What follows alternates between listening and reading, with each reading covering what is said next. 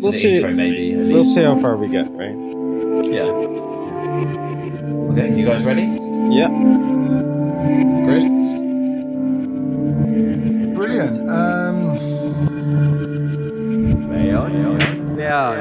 Hi, everyone. Welcome to Beyond Binary Thinking. The purpose of this podcast: expose binary narratives, tribalism, and ego in discourse politics, current events, and our history. From Amsterdam, it's Marijn. From Cordoba, I'm Finn. And from London, I'm Chris. So everyone, thanks so much for all of your feedback on the first two episodes so far. I promise I'll try and speak a little bit slower if Finn promises to stop saying, "That's really interesting." I'd like to thank his brother Jens for pointing that one out. You can always trust on family, hey? Sheila... Thanks, Jens. No, it was a good point, though. Sheila disagreed with Chris's... Sheila, are you Australian? She's called Ashley, mate. We'll do that bit again. That's perfect. Do it as it is. I love it. A Sheila says. It was a Sheila from somewhere in the world. Ashley disagreed with Chris's respect for Western medicine, but Ollie disagreed with Marijn's respect for Eastern medicine. There you go. So, yeah, although I steered us away from this tangent, it seems like people are enjoying the tangents. So maybe the healthcare system could be an interesting topic to discuss on another future episode. Let us know if you're interested in it, and we'll start researching.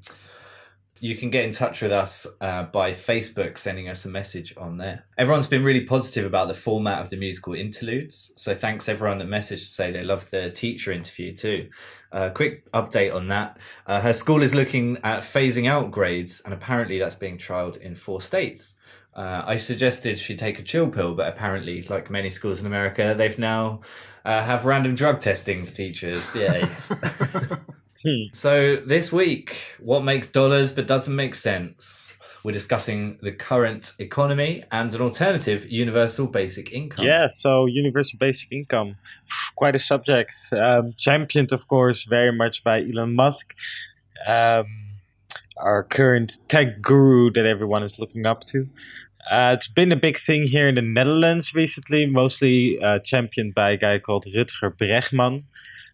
He's done some TED Talks, written books about it, newspaper articles.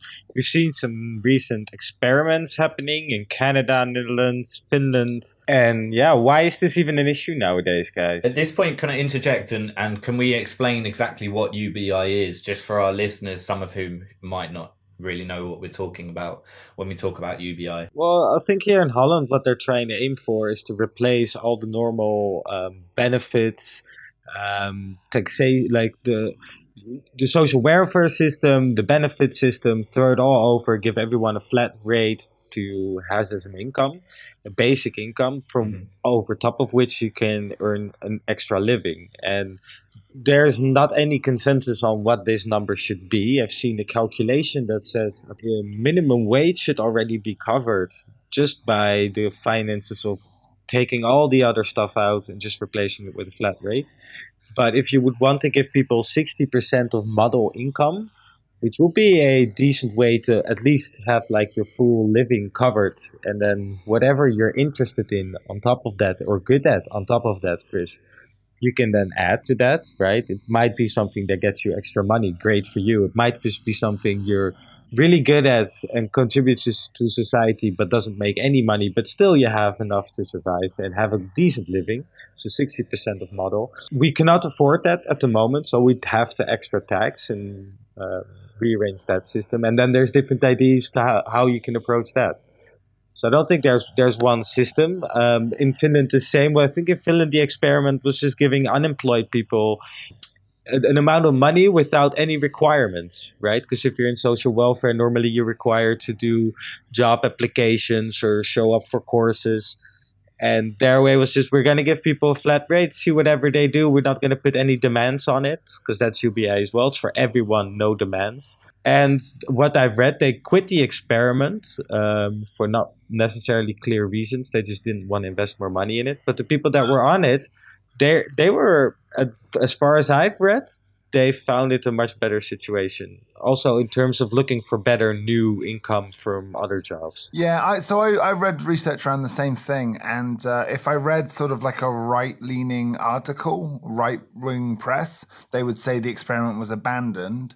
But more neutral press, I think it just ran its course, and right now they're going to spend a year doing research into the data from that and follow up to see, like in a year's time, are they employed gainfully? How did they find it? I think most of what I've read is that it's been studied, but on quite a small scale. We don't know enough to have a definitive answer, right? No, but the experiments are important. The Oh, research God, is, yeah, I think, yeah, sure. paramountly important, which we started with due to the rising increase of automation. Yeah, that would be my hope for this podcast, would be to open up the idea of universal basic income, as you explained, Renee, the different types of it, and would be that people are being more open to running trials, running tests, seeing how it works in real life. Because if this is something that will be implemented in the future that could be useful, there's no harm in doing many more tests and trials and seeing really how does it work.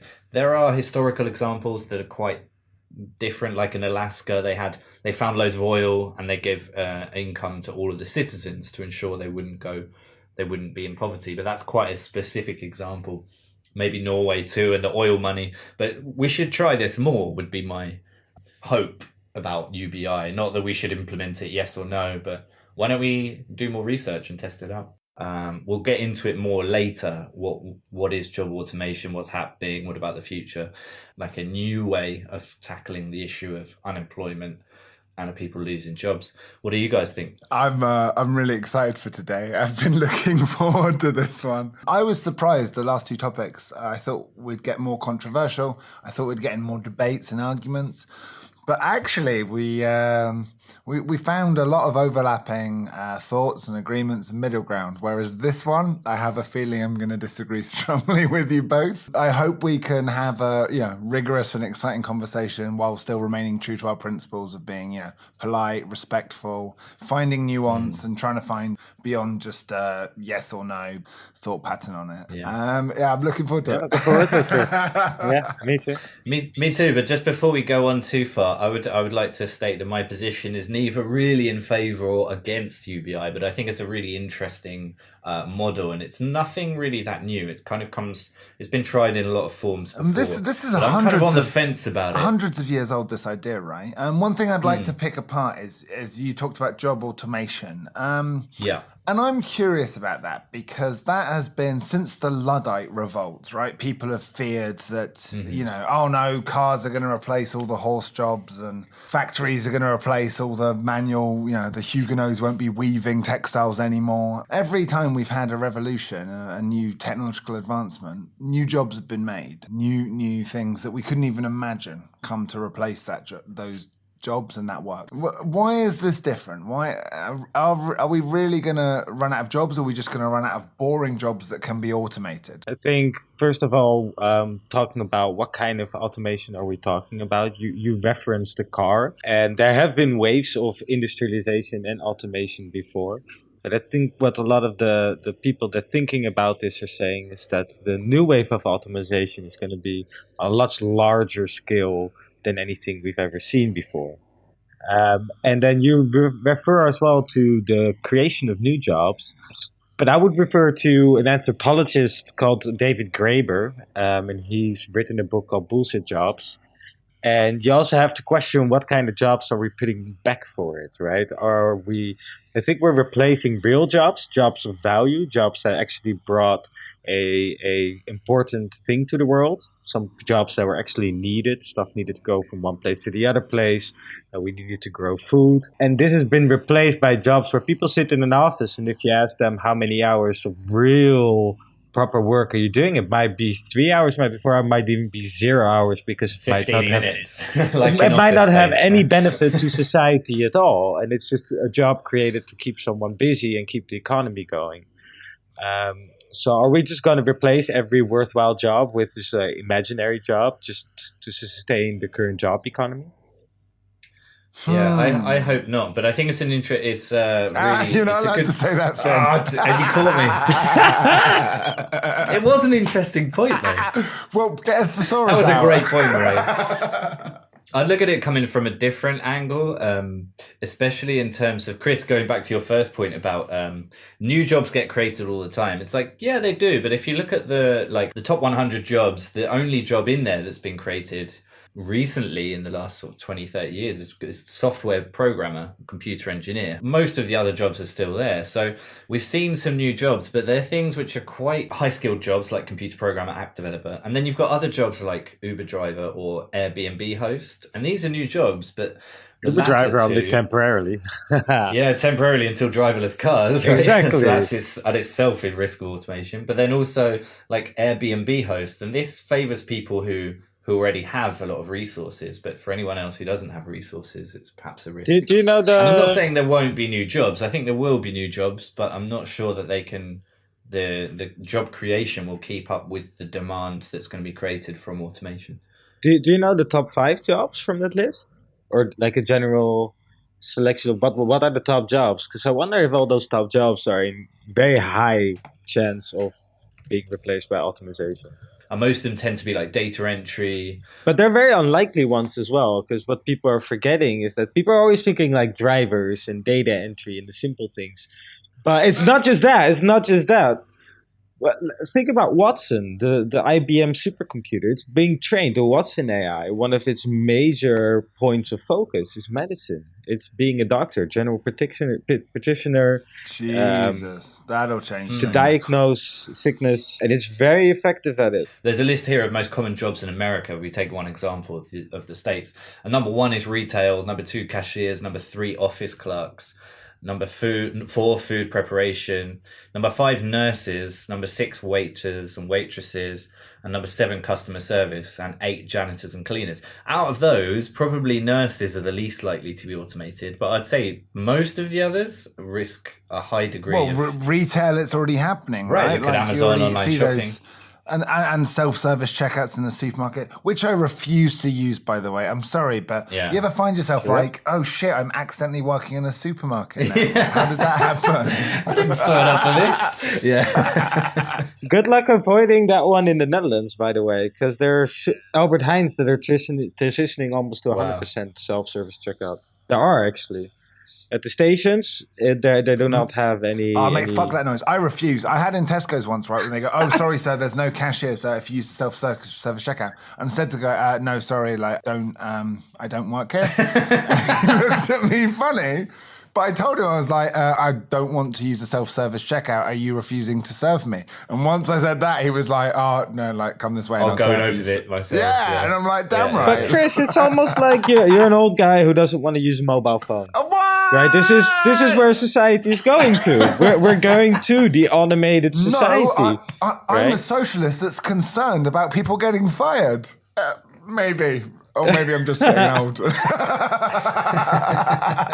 Job number 9 on that list was freight stock and hand material laborers. I think that means like basically people working in logistics, right? So that's a huge. That's the first part. Yeah, that's going to be a huge, and office clerks. I mean, office clerks. They're going to be huge amount of automation. The knock-on effect is massive as well. When you don't have the whole continent of Europe and North America transporting freight, hotels cease to exist, service stations cease to exist. Well, what's the point?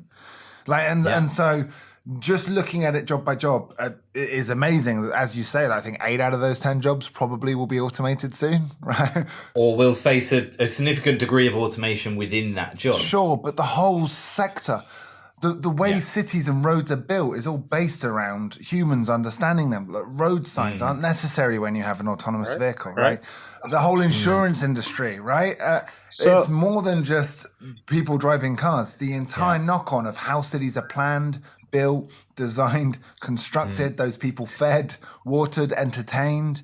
It's all going to change. Yeah. Drastically. It's a big change. Drastically. This is what they're pointing out, right? It's not the industrialization and taking AI into effect, which is taking into effect right now. It's one of the reasons why driverless cars is possible, but it will get crazier and crazier and crazier, is that it's going to massively change. And with job automation, I want to make this point as well, is what you get is an increase in worker productivity without the need of workers. There's the capital gains there, right?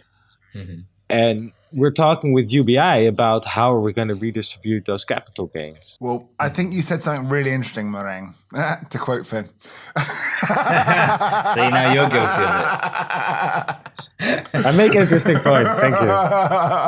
Other than Donald Trump bringing back coal plants, it's almost never an issue when working class people lose an entire industry. But once doctors start losing their job, once the middle class start losing the jobs they've spent 15 years studying to get, wow, we're going to hear about it. Then it's going to become a big news story.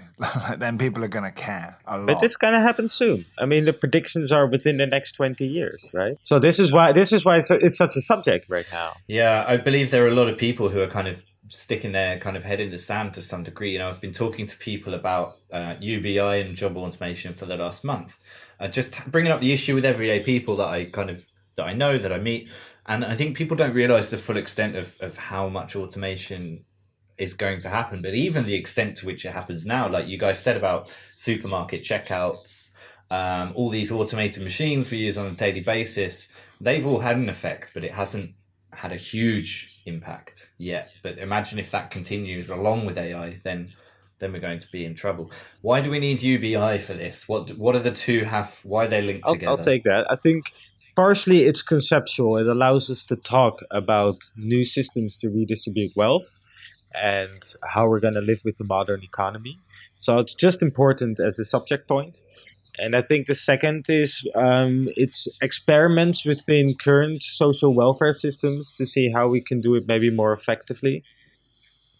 And the experiments you can see by country are different as well. It's not a single... Yeah, there's been a few different pilots, hasn't there? I think they tried it in Finland. There's a couple. They've tried it in Canada. In Holland, there's multiple different ones even. But they're even different sort of experiments. So they're trying to see like what is best way to work the social welfare system. So, I mean, I'm interested because you've talked about social welfare. You've talked about redistributing wealth, right? Yeah. I think the next step is then seizing the control of the means of production. Do you see where I'm going with this? Yeah, you're going to communism. It sounds a bit like communism to me. No, it's checks and balances. It's regulated capitalism because unregulated capitalism doesn't work. So we thought that the trickle-down or there were voices that said that the trickle-down economy would work. And instead, what you can see, it's risen to unparalleled income inequality. And capital is just going to the capital investors, right? The shareholders are the only drive of a company.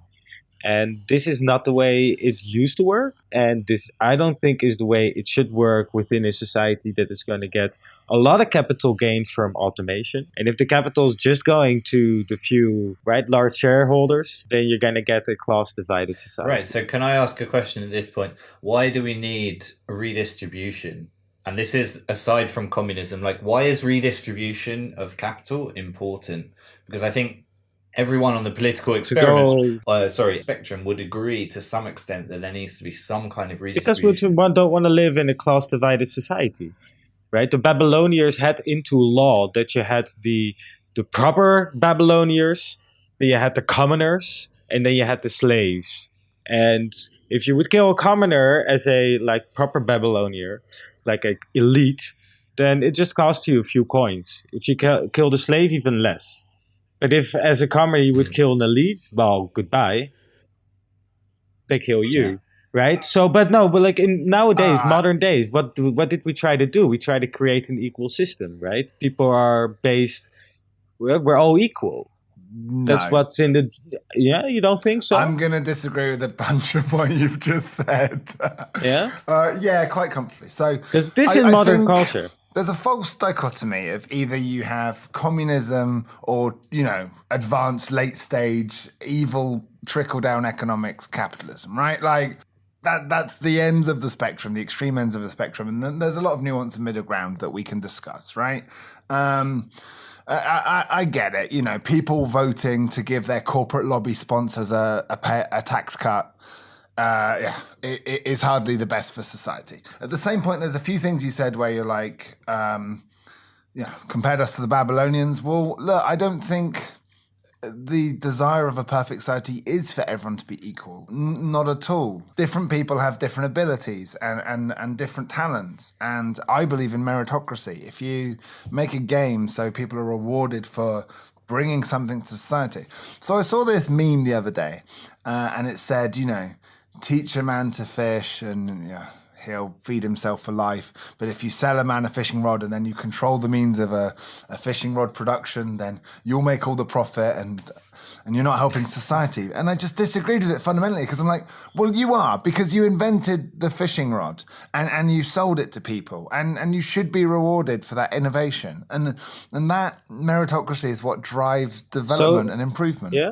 Yeah. So you don't believe in the social safety net. You don't believe that people that can maybe due to unfortunate or other reasons cannot contribute as much as other people, or people that maybe contribute in ways that are not valued as much, right? Okay. The art industry nowadays in Holland not very valued. Used to be sponsored by governments, right? They had subsidies for it. They take away all the subsidies and they say now you guys have to earn the money yourself, right? If it's not a commercial product, the art you're selling, then maybe you should be making different art. So let's pick that apart, because there is another false binary there, right? Like, I'm not saying I don't value society. Mm-hmm. I'm not saying that it's a meritocracy and Mad Max style, you survive or you die. Like, so we're talking about checks and balances then.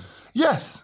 Which I will agree with. It's exactly what I said is the point as well. Is you need to have capitalism with checks and balances. Yes, you did. But then you went on to say that we want an equal society and trickle-down economics is evil. And I'm saying, I disagree with that. I recently read *Sapiens* by Yuval Noah Harari.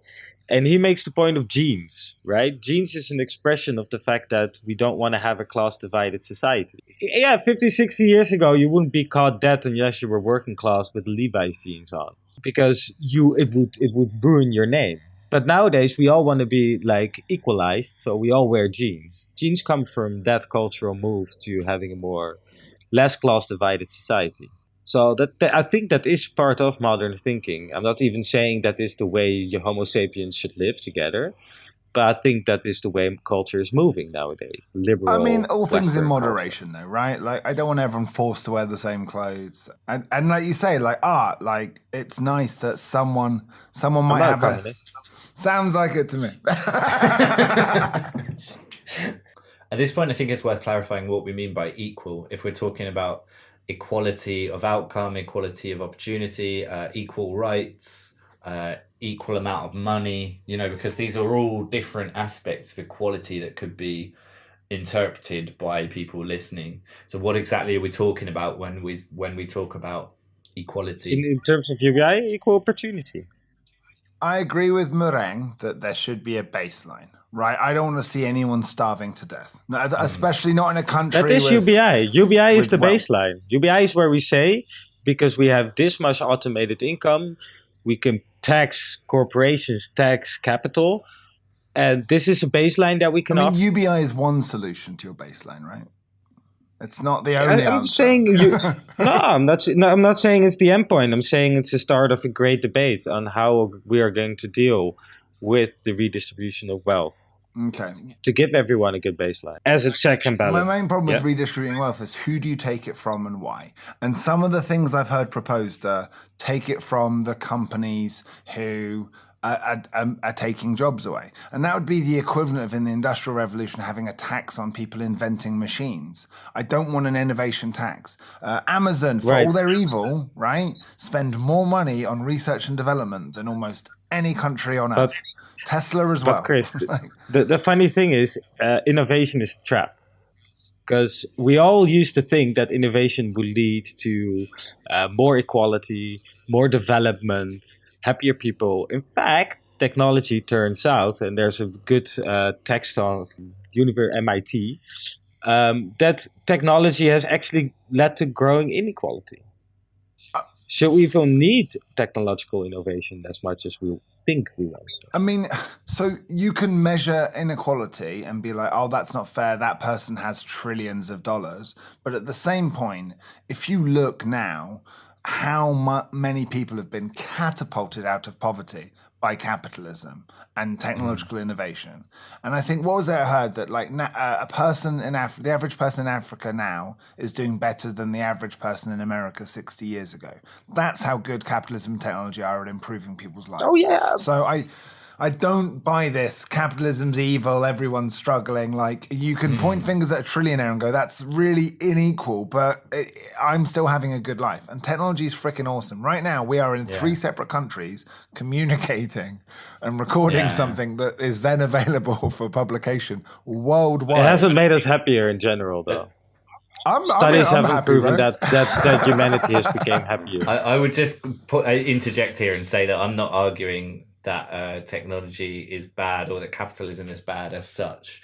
But there has to be some kind of redistribution, right? Because if, Chris, what you're saying hadn't happened, if capitalism had just made the rich richer and the poor worse off, then there would be some kind of revolution, right? Because if the poorest in the world are literally getting poorer and poorer, there's no incentive to go along with the system of society, right? And they would have a revolution, the tables would be flipped, and there would be no society, right? So I think it's in the interests of the poorest, the middle class, and also the very richest to ensure some kind of redistributive system so that everybody is better some sort of off. Social mobility as well. Ideally, social right? mobility. Not just get money from rich to the poor, but is it possible for some poor people to change their class, right? Ideally, but apparently I was watching a TED Talk from the very same Alan de Botton I mentioned in the last podcast, and he was saying that social mobility is a bit of a myth in that you're as likely to be poor and become rich nowadays as you were to have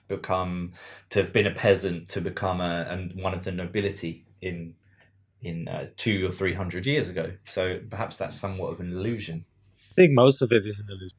The idea now is clearer. Like, we have this idea, like now you're socially mobile, you can become rich, but the reality is that the poorest don't have the same scope to become rich.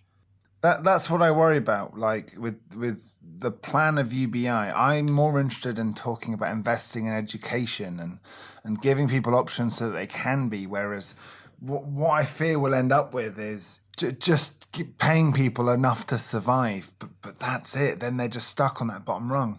I disagree with the idea that if people don't have bullshit, meaningless jobs, they'll just be lazy. I think people are intrinsically motivated, but I think you need some sort of meritocracy set up, and I think you also need a system where. But you still have the meritocracy. It's not that the only income you'll ever have is the basic income. It's the base from which, on top of that, you can still earn more through whatever you do.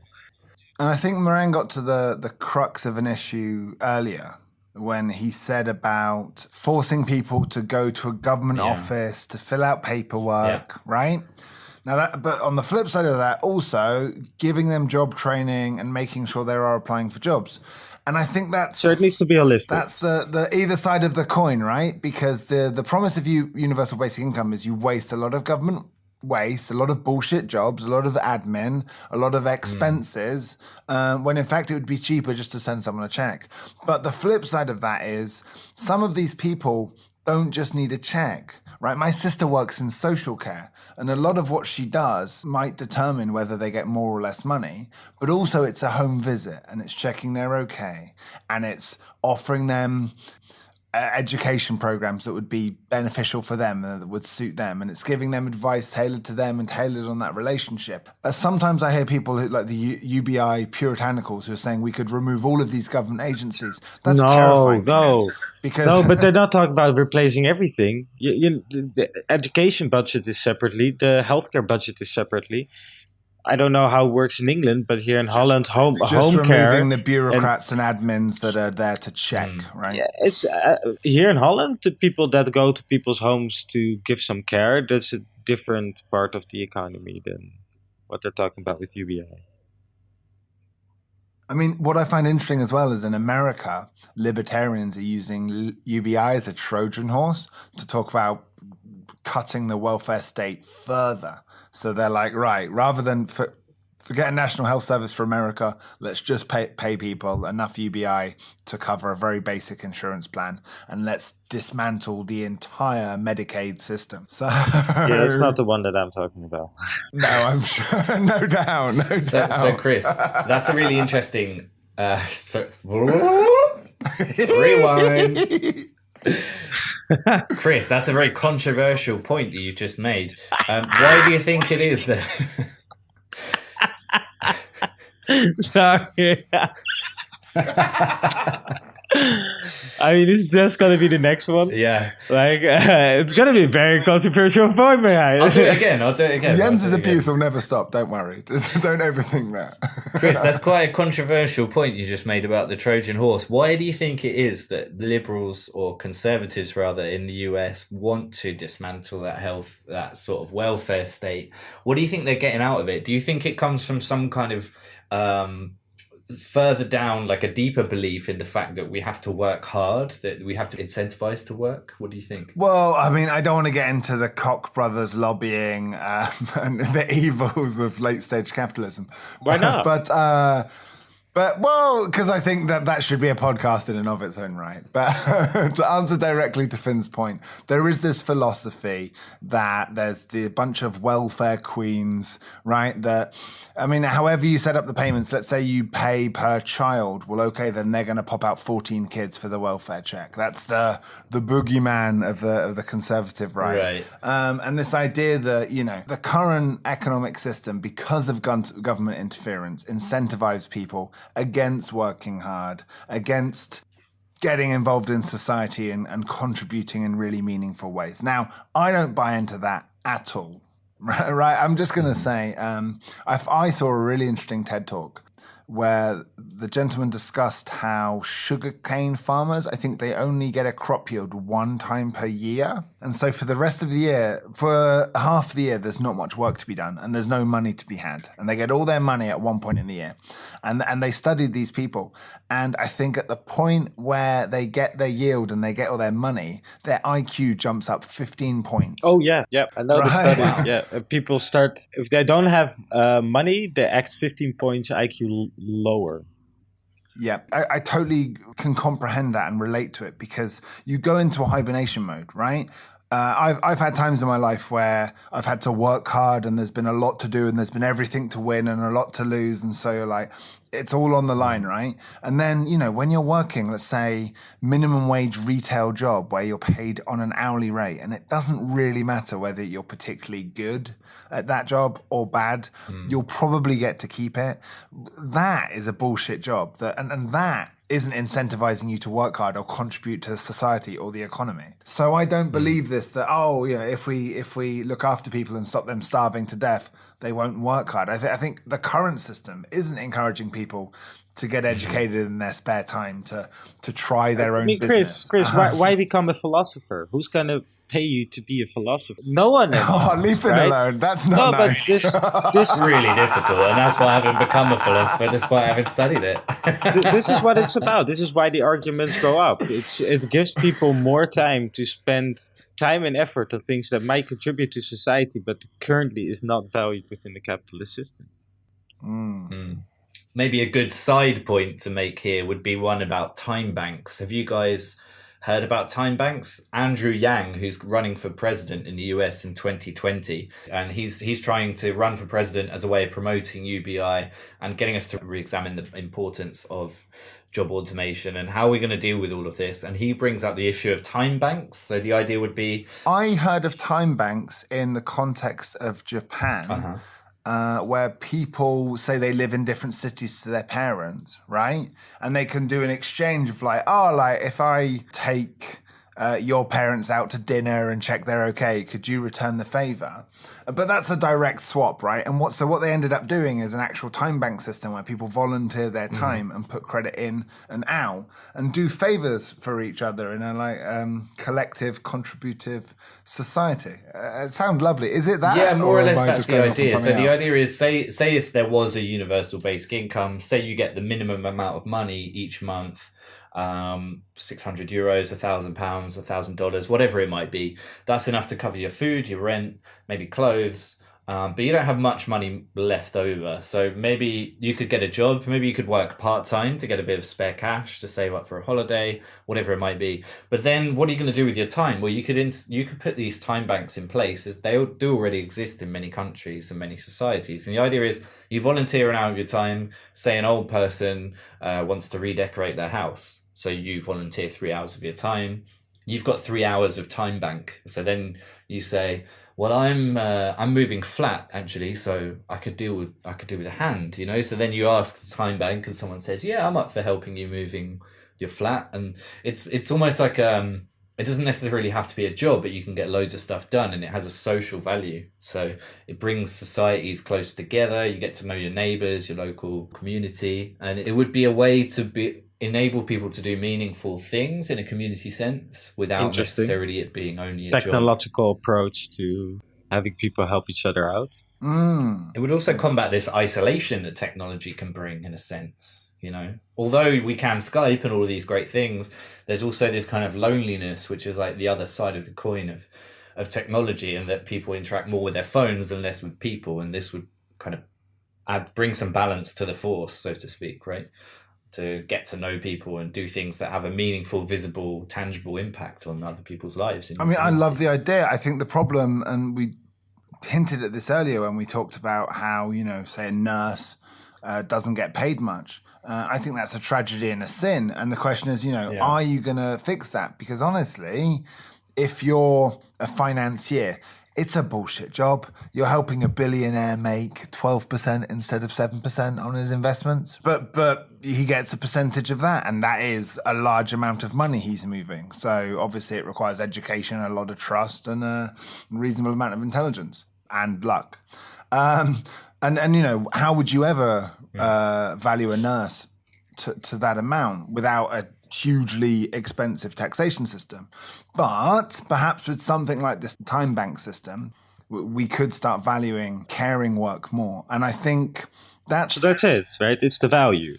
It's capitalism doesn't put a value on it, not the current version of capitalism. Not an accurate value, because honestly, if you look, most of the jobs will be replaced by robots, but that won't be, right? Like someone caring for you in an education or a healthcare environment. So, okay, you've got IBM Watson who can diagnose it. Well, brilliant. There are all sorts of inefficiencies in the medical system at the moment, right?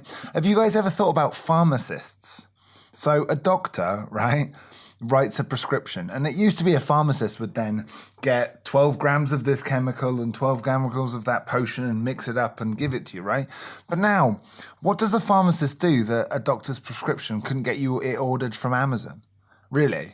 So there's loads of... Yeah, but then the system here in Spain is very different. Like, you can go to a pharmacy without having to go to a doctor to treat most of so your it's sort of like frontline. They have enough medical knowledge to advise and give stuff. So it's like a frontline before you have to go to the doctor with something more serious. So in that sense, it makes more sense everywhere, right? It's a person who cares and has a communication because here they're with you. Desk clerks. And maybe you say you're fine. If you just describe your symptoms and you go, you're fine, and they look at you and like, you're not looking fine, mate. You were looking pretty healthy last week, and now you're looking really tired. And you know, like an actual person with feelings who knows you, who gives a shit. I'd like to see a lot more of that. And it's a communal sense. Yeah, there is a communal element to it. You know, it's like local pharmacies.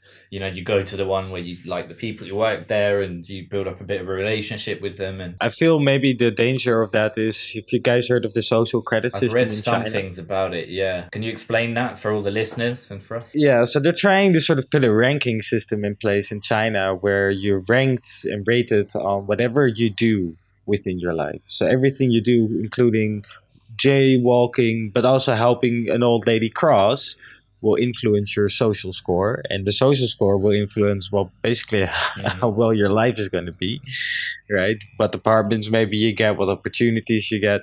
So, you know, it's nice to have this sort of banking credit system, but how do we avoid it from running out of place?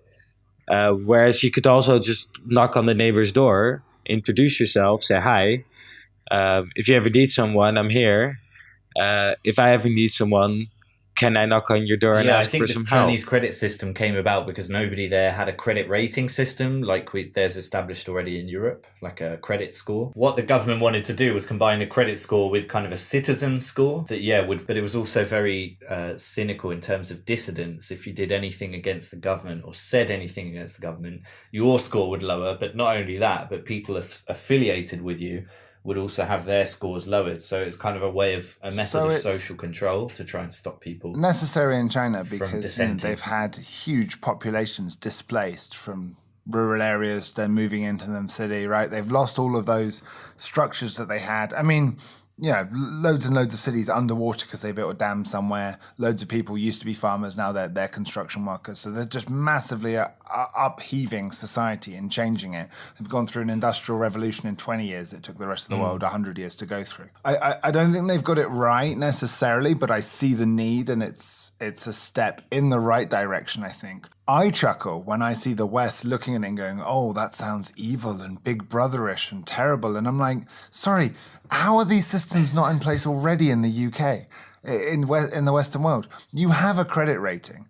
You have people getting fired regularly for something they wrote on Twitter 5 years ago. We have a very similar system here, and it's easy to spot it as being weird when it comes out in another country. Yeah. Well, that's a new development as well, right? Like how the things you once said on Twitter can influence the rest of your working life. Yeah. It's a new development. I don't know what I feel about that, to be honest. Apologies to fans of Guardians of the Galaxy 3. I mean, I'm happy I posted most of the things online under a pseudonym, and I hope no one's ever gonna find out.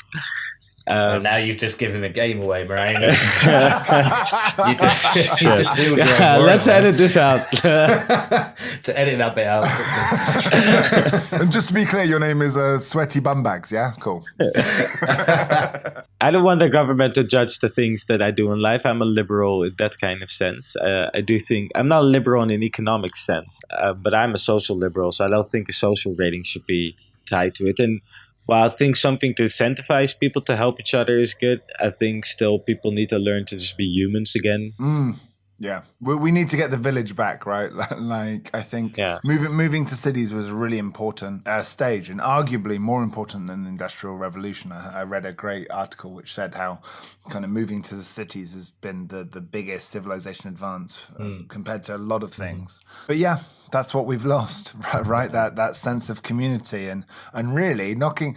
So I went to university in a town that was, predominantly old people and students, and that was a really awkward mishmash. And I was talking to the mayor of Canterbury, who was saying about government programs they had in place to do this.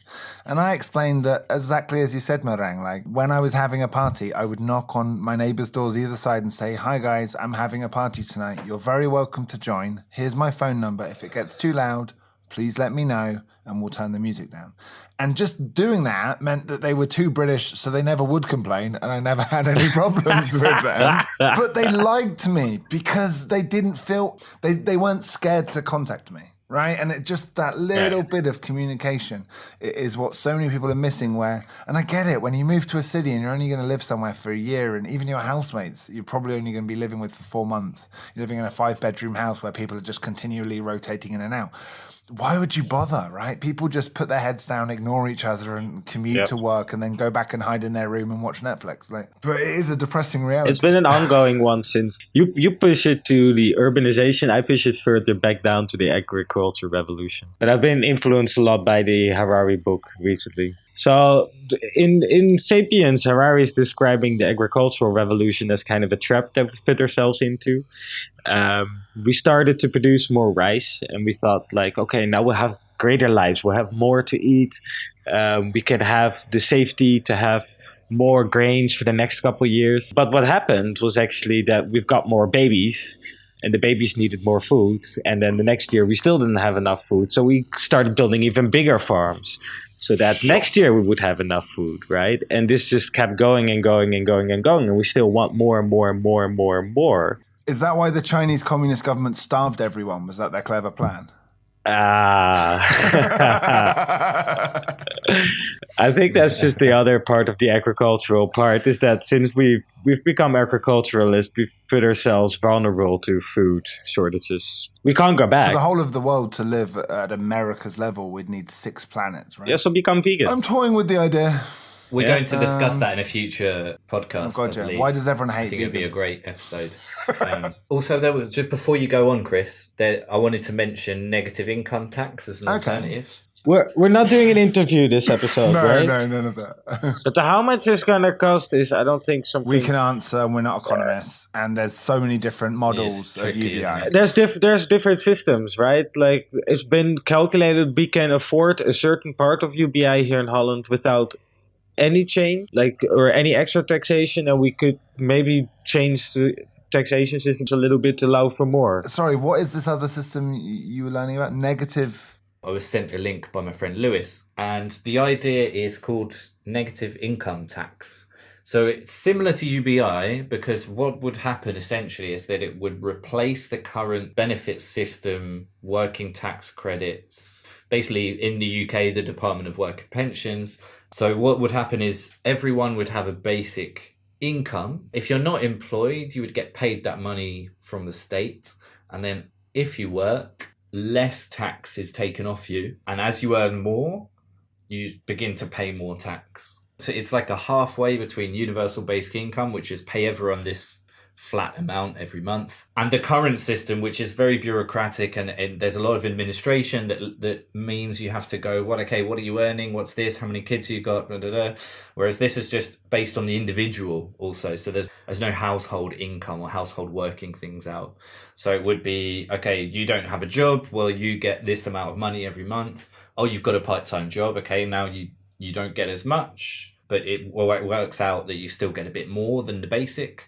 And once you have a better job, you're paying a bit more tax. And then when you have a good job, you're paying tax. That sounds a sensible halfway home. I think one thing that you've got to be careful with, and conservatives are right here, is do you really want a world where you start work and then you realize that you'd be on about the same if you stopped work, so you might as well stop? I don't think that's in anyone's interest. So it's just about getting the measures and the levels right. Researching this I was quite libertarian and against big government, but researching that, you actually find out that governments do some things quite well. If you looked at the last recession, I think child poverty actually went down because they were able to target the right families at the right time. Was this in America? Yeah. And the problem with the universal basic income model, a disabled woman with 4 mentally handicapped children as a single mother, it's going to have very different needs financially to a different family setup, right?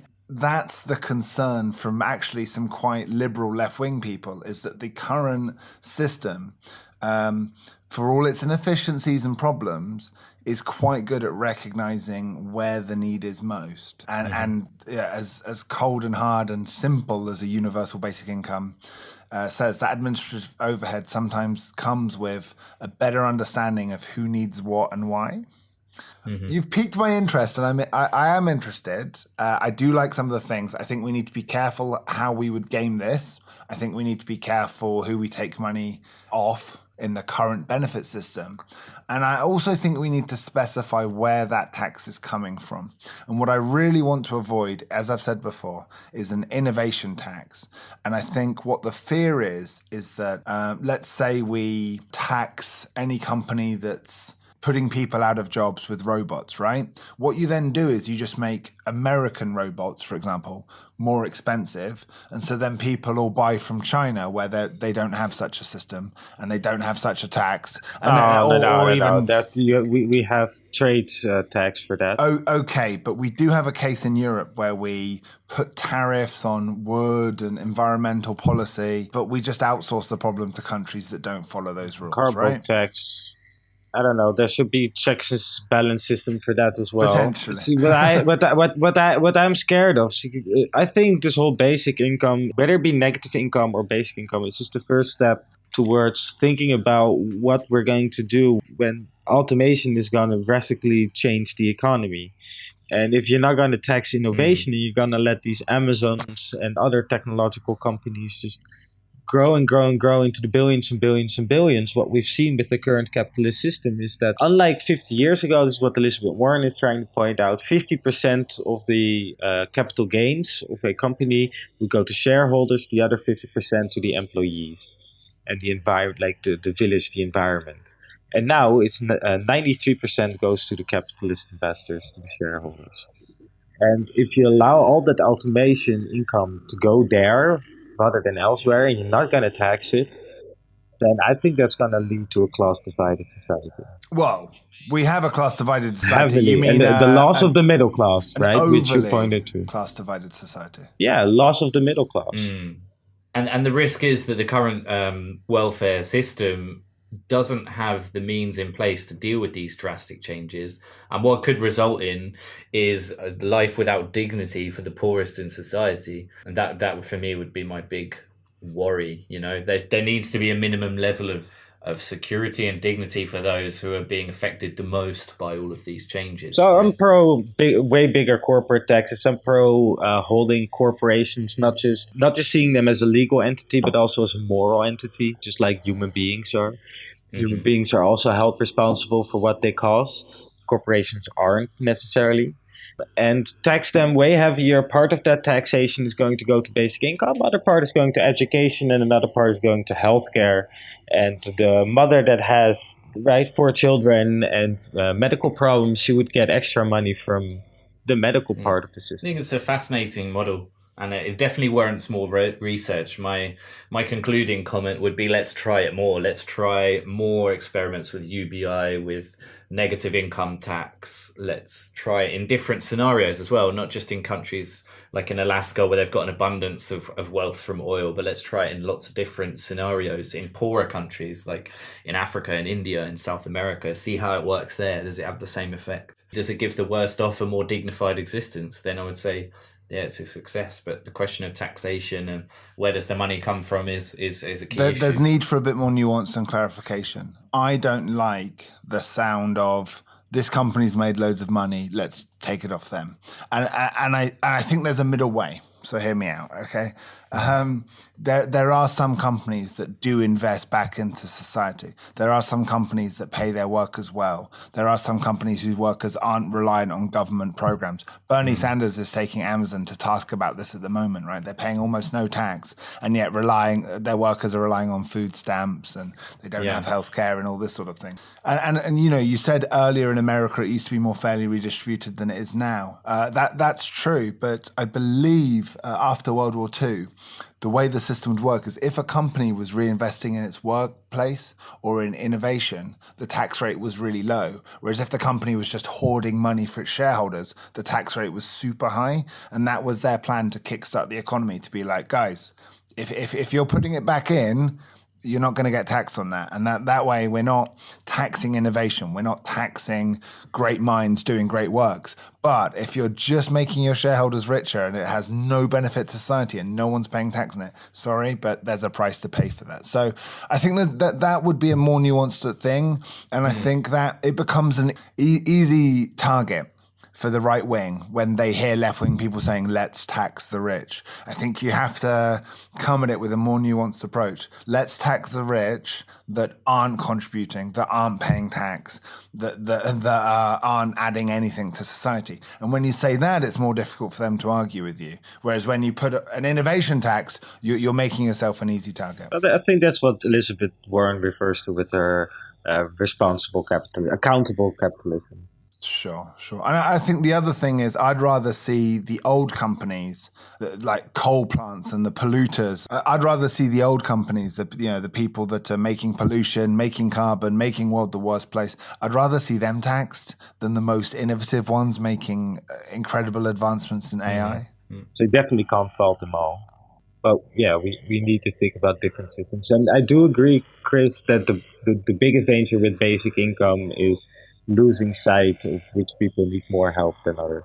Mm-hmm. And the other pushback I've heard against basic income is that you talked about the Department of Work and Pensions, Finn, and if you make a universal basic income, the government then has less power to negotiate with the big employers about what pension rate they should be paying. In effect, you've removed the need for a pension, right? It's now the government's responsibility, not employers. But pension is going to be a huge issue in the future. You know, it's just growing and growing. It's a massive slice of the welfare state, and I think it could be an interesting one to incorporate into universal basic income. But you're right in that companies should ideally pay some percentage into a shared pot. I'm not convinced we're going to get pensions when we're older. I agree. I'm not counting on it. I'll put it that way. I'm relying on AI to solve it. I'm just going to have a pet robot that works for me. I like the idea of a social bank where, honestly, how many old people could still contribute to society? You know, maybe not a 9 to 5 day a week job in an office, but, you know, they're looking for things to do. They've got loads of experience, they've got social skills, they're smart. I was talking to a Mormon yesterday who was saying how what he really liked about his gatherings is that they're taught to respect their elders, and when they attend churches on Sunday, a lot of it is just talking, and it's not particularly talking about religion. It was this old guy like telling a story and what he learned from it, and a bunch of 19-year-olds, and I was thinking, if these guys didn't go to church, where would they get that? What have we replaced that with in our modern society? And so, I can really imagine a social bank where retired people can donate time they have to educating younger people. The school I went to was a lot of 60-year-old retired Oxbridge professors, right? And I got a huge amount of value from hearing their thoughts. Sure, education. Look at growing vegetables, for example. Communal vegetable patches, allotments. Old people love spending time outdoors. It's great for their health. It's great for their frame of mind, their mental and physical.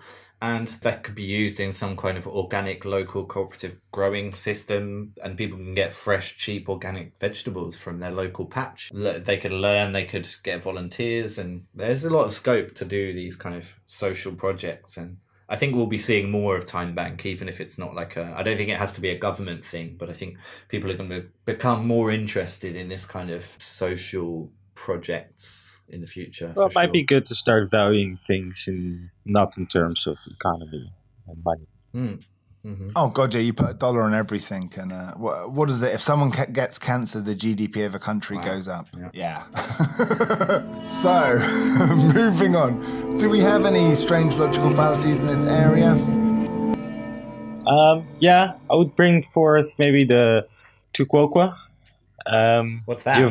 You avoid having to engage with criticism by turning it back on the accuser. You answer criticism with criticism. So I've seen this, right? UBI criticizes the current distribution of wealth, the inequality of wealth.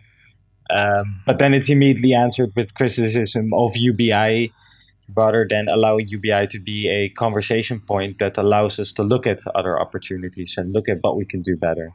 Mm-hmm. Yeah, the one I had was, talking about this as, utopian, unrealistic expectation. And the question was, can you imagine, the current Conservative government enacting it? Well, no, I can't imagine them doing anything successfully, to be honest. But that doesn't mean you shouldn't discuss ideas. And the idea of, that is too high. Well, every mountain is too high to jump in one step. Doesn't mean it's not worth heading in that direction, right?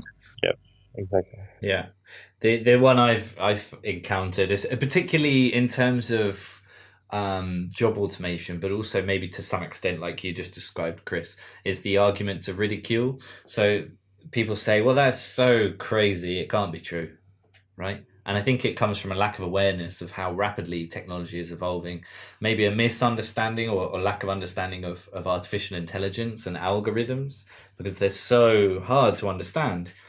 It's like quantum physics. It's so difficult to understand that there are machines. We've invented an algorithm that taught itself how to play the game Go and then beat the best human player in the world. Not because it was programmed to, but because it just had the ability to teach itself how to play the game, which is absolutely it just blows my mind. People really don't understand how smart machines are. So as you say, if you ask the developers of AI how they did it, they can't tell you anymore. Yeah. Because what they do is they set up a Darwinian competition and let a bunch of programs rewrite themselves through mutations, and then they work out which one's the best, and they just run that for 10 trillion cycles, and then they end up with the best at any given tasks. And then if you had to ask the developers of that program, so how does it do it? We don't know. Yeah. What's the equation that works it? Give us 6 months and we might be able to work it out. Yeah. And this is just narrow artificial intelligence. This isn't wide or true artificial intelligence. When that happens, if it's even possible, when that happens, it will be just an absolute game changer for everything. It will be another entity existing alongside humanity. So this brings me as well to my favorite controversial opinion. I like to be hopeful. If we don't blow ourselves up in the next 50 years and AI comes, I feel AI, since it's going to be the best of the best, is going to be way better than any of us in redistributing wealth and setting up the economy. So that everyone has opportunity, but is also challenged to maximize whatever they can. So do you think we'll just be able to ask the computer what the solution to universal basic income is, and they'll give us the answer?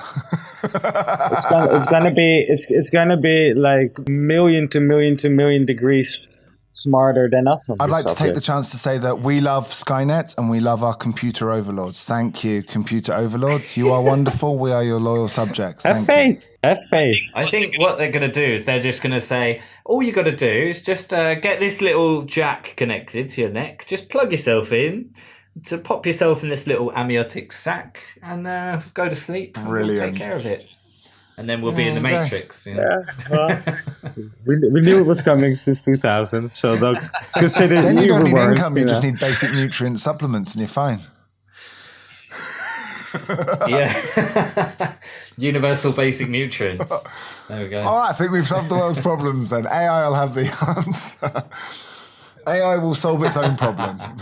So, do you guys have any favorite controversial opinions, or should we wrap it up? I think that covered it quite nicely. I don't have anything really to add on that. Okay, so then I'd like to challenge our listening audience to point out what logical fallacies we've committed ourselves this time. We're actively looking for guest speakers as well to discuss subjects like feminism, gender diversity, Israel, veganism, many other topics.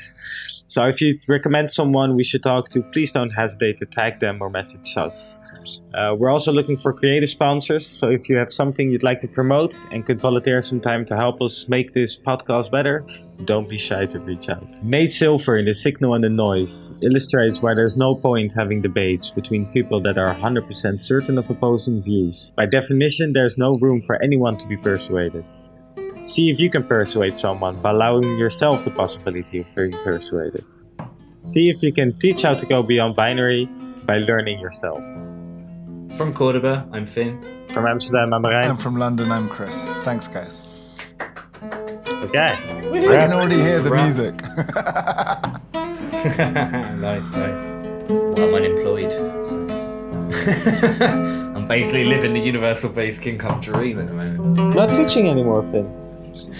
I'm going back in October. I've been on like a sabbatical since right. middle of May. So yeah, now I've got back from this from Rotterdam, this reggae festival. I was doing some stuff with my sound system, and it was really good, man. It was so cool, really good. Didn't drink, had a great time. Did yoga and shit. Did loads of dancing. Was working as a translator. It was fantastic. I've got a gig with there's this stand called Veggie Pirates, and they're like these falafel wrap hummus selling. What?